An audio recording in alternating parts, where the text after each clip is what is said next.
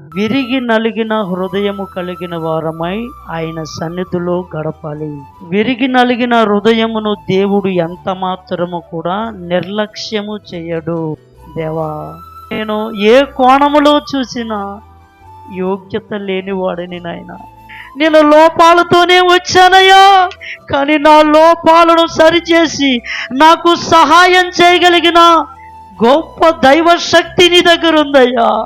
శరణు తండ్రి, శరణు తండ్రి, నన్ను సిగ్గుపడనీయకుమయ్యా. నీ శరణు చొచ్చి వచ్చానయ్యా. నేను నా ఆత్మీయ బలహీనతలు తాకయ్యా. ఇదిగో ఈరోజు నా కుటుంబ బలహీనతలు తాకయ్యా. అయ్యా, నా ఆరోగ్య బలహీనతలు తాకయ్యా. నా కుటుంబంలో నా బలహీనమైన మనసు గల నా బిడ్డలను తాకయ్యా. బలహీనమైన మనసు గల నా భర్తను తాకయ్యా. బలహీనమైన మనసు కలిగిన నన్ను తాకయ్యా. ఈరోజు జ్యోతిర్మయుడా, నా ప్రాణ ప్రియుడా, స్తుతి మహిమలు నీ. అందరూ మనస్ఫూర్తిగా హృదయం ఇప్పి దేవుడితో మాట్లాడదు మీరు. జ్యోతిర్మయుడా, నా ప్రాణ ప్రియుడా, స్తుతి మహిమలు నీకే.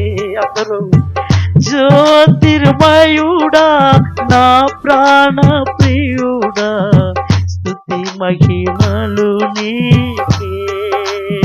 ఎన్ని లోపాలు ఉన్నా నన్ను సారి మీద నుంచి తిప్పుతూనే రూపు వచ్చేదాకా, నా బ్రతుకు బాగుపడేదాకా నీవు నన్ను విడవలేదు తండ్రి. అందుకే ఈరోజు నేను బ్రతికి ఉన్నానయ్యా. నీకు వేలాది వందనాలయ్యా. ఎన్ని లోపాలయ్యా నాలో, ఎన్ని పాపాలయ్యా నాలో, ఎన్ని అవిధేతలయ్యా నాలో. ఓటికుండైపోయినయ్యా, కానీ నువ్వు నన్ను ఓటికుండగా విడిచిపెట్టవు దేవా. విలువైన పాత్రగా అయ్యా, విలువైన కుటుంబముగా, విలువైన జీవితాన్ని ఇచ్చే దేవుడవయ్యా. నీకు స్తోత్రం, స్తోత్రం, స్తోత్రం. నా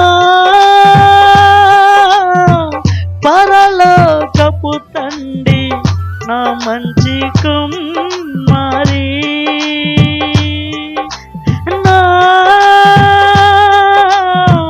పరలోకపు తండ్రి, నా మంచి కుమారి, నీకిష్టమైన పాత్రను చేయ నన్ను విసిరేయక సారెపై ఉంచావా. జ్యోతిర్మయుడా, నా ప్రాణ